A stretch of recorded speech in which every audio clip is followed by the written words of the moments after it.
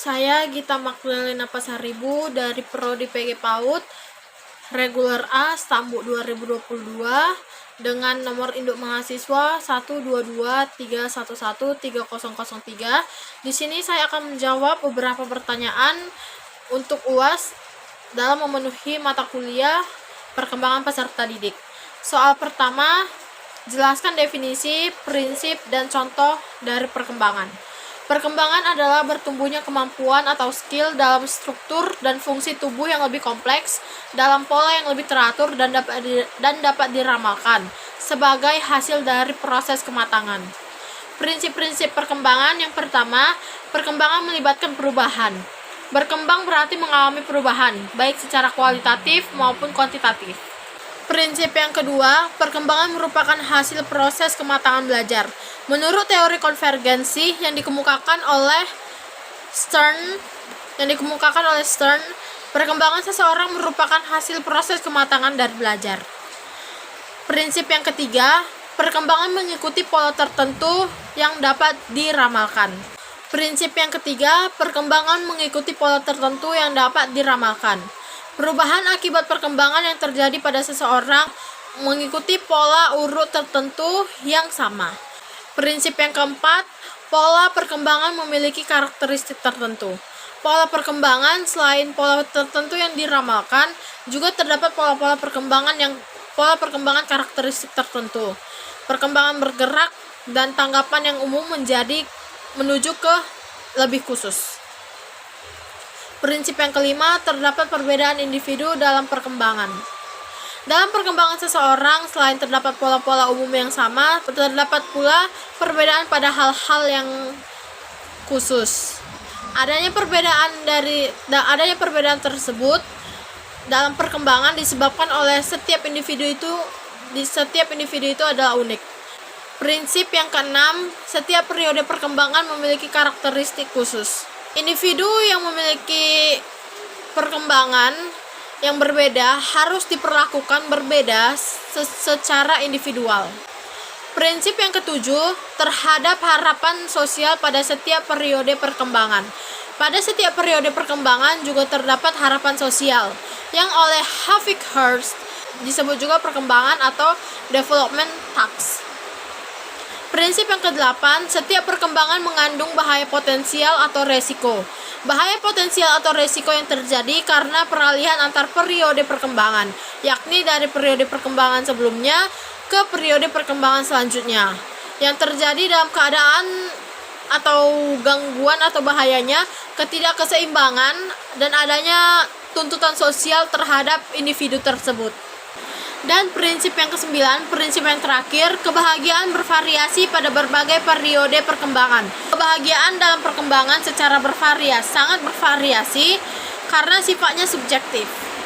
Contoh dari perkembangan itu sendiri dapat saya katakan, sewaktu masih bayi, balita, dan anak kecil, manusia memiliki daya tahan tubuh yang masih lemah, sehingga mudah terserang penyakit atau hal-hal yang lain. Tetapi setelah tumbuh dewasa dan berkembang dewasa, daya tahan tubuhnya semakin kuat sehingga kelangsungan hidupnya lebih terjamin. Pertanyaan nomor 2, jelaskan peran dan contoh dari perkembangan dan pertumbuhan untuk persiapan anak di perkembangan anak selanjutnya. Perannya adalah perkembangan yang optimal orang tua diharapkan dapat mempersiapkan si anak secara menyeluruh sehingga anak akan memiliki kemampuan beradaptasi yang baik di lingkungannya. Ketika anak masuk ke jenjang pendidikan yang lebih tinggi atau ke jenjang pendidikan selanjutnya, anak akan mudah bergaul dan berkomunikasi dengan temannya. Sehingga proses perkembangan anak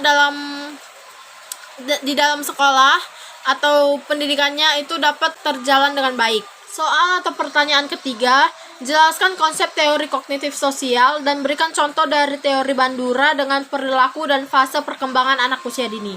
Salah satu teori perkembangan oleh Bandura yaitu teori kognitif sosial, yaitu sebuah teori perluasan dari behaviorisme yang menekankan pentingnya perilaku, lingkungan, dan kognisi sebagai faktor kunci dalam perkembangan. Dalam teorinya, Bandura yakin bahwa anak belajar tidak hanya melalui pengalamannya, tetapi juga melalui pengamatannya, yakni mengamati apa yang dilakukan oleh orang lain. Melalui belajar mengamati, yang disebut juga observational learning, individu secara kognitif menampilkan tingkah laku orang lain dan kemudian barangkali mengadopsi tingkah laku tersebut dalam dirinya, dan dapat dikatakan bisa mempraktikkan apa yang dilakukan oleh orang lain di kehidupannya. Yang mendasari teori Bandura ini adalah yang pertama, prinsip faktor-faktor yang sangat menentukan. Yang kedua, kemampuan untuk memahami simbol atau tanda. Yang ketiga, kemampuan berpikir ke depan. Yang keempat, kemampuan mengatur diri sendiri. Yang kelima, kemampuan untuk seolah-olah mengalami apa yang dialami oleh orang lain. Dan yang terakhir, yang keenam, kemampuan untuk berefleksi. Contohnya, dalam konteks pembelajaran, contoh teori kognitif sosial yakni ketika anak meniru apa yang dilakukan oleh orang tuanya. Misalnya, ayah dan ibunya rajin membersihkan rumah dan mendorong orang lain sehingga anaknya yang belajar melalui proses pengamatan akan meniru perilaku tersebut. Sementara dalam konteks komunikasi massa, contoh dari teori kognitif sosial ini adalah ketika seseorang melihat tayangan televisi atau konten media massa atau konten media sosial, individu tersebut mempelajari perilaku atau aktivitas yang dilakukan oleh orang lain dan mereproduksinya kembali dalam kehidupannya sendiri. Soal atau pertanyaan keempat, jelaskan faktor-faktor yang mempengaruhi pertumbuhan fisik anak usia dini. Faktor yang pertama, pengaruh keluarga, baik faktor keturunan maupun lingkungan keluarga. Faktor keturunan dapat membuat anak lebih kepada fisik, pertumbuhan fisiknya, gemukkah atau tidak, atau kurusnya anak. Itu dipengaruhi oleh pengaruh keluarga, yang dimana keluarga ingin memberikan yang terbaik dalam hal nutrisi kepada anak, dalam hal vitamin pada anak, dan itu juga menjadi penyebab bagaimana proses perkembangan pertumbuhan anak ini dapat terjalan. Yang kedua, jenis kelamin. Anak laki-laki cenderung lebih tinggi dan lebih berat dibandingkan dengan anak perempuan. Kecenderungan ini terjadi karena bangun tulang dan otot pada anak laki-laki memang berbeda daripada anak perempuan.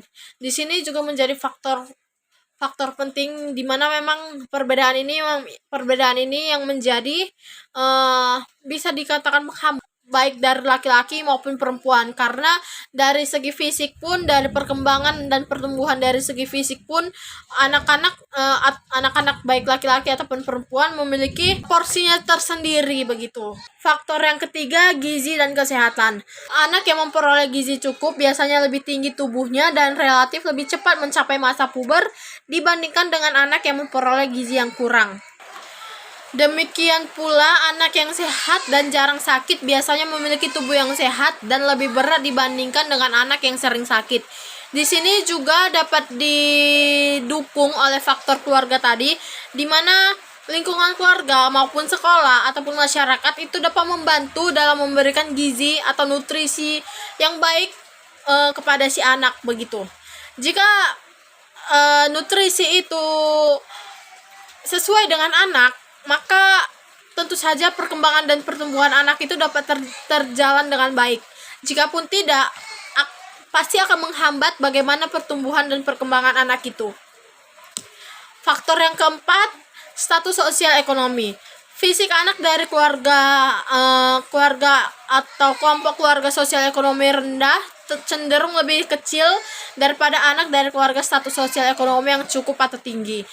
Keadaan status sosial ekonomi mempengaruhi peran keluarga dalam memberikan makanan, gizi, dan pemeliharaan kesehatan, serta kegiatan pekerjaan yang dilakukan oleh anak tersebut. Dan yang terakhir, gangguan emosional. Anak yang sering mengalami gangguan emosional akan menyebabkan terbentuknya steroid adrenalin yang berlebihan. Hal ini menyebabkan berkurangnya hormon pertumbuhan pada kelenjar pituitari. Dan akibatnya anak mengalami keterlambatan perkembangan dan pertumbuhan memasuki masa puber. Demikian juga ini dipengaruhi dari seberapa besar, seberapa kecilnya, dan apakah besar, kecil, ataupun sedang kondisi fisik atau tubuh dari si anak ini begitu. Ini juga mempengaruhi dari tubuh besar kecilnya tubuh si anak tersebut, yang pada gilirannya juga terpengaruh pula terhadap aktivitas sosialisasi anak, emosi, konsep diri atau kepribadian anak secara keseluruhan. Soal kelima atau soal terakhir, jelaskan orientasi teoritis eklektik dan berikan contohnya berkaitan dengan perkembangan peserta didik atau anak usia dini. Orientasi teoritis eklektik merupakan suatu orientasi yang tidak mengikuti pendekatan teoritis tertentu, tetapi lebih pada menyeleksi dan menggunakan apa yang dianggap terbaik dari setiap teori. Contohnya di sini mengerti perasaan si anak dan memenuhi pertumbuhannya. Dalam artian di sini kedua orang tua ataupun orang dewasa ataupun masyarakat tidak membeda-bedakan anak satu dengan anak lain, di mana dalam aspek atau dalam hal pemenuhan kebutuhannya fisik, baik dalam nutrisi ataupun dalam keadaan dalam pemberian perkembangan mental seperti kasih sayang begitu.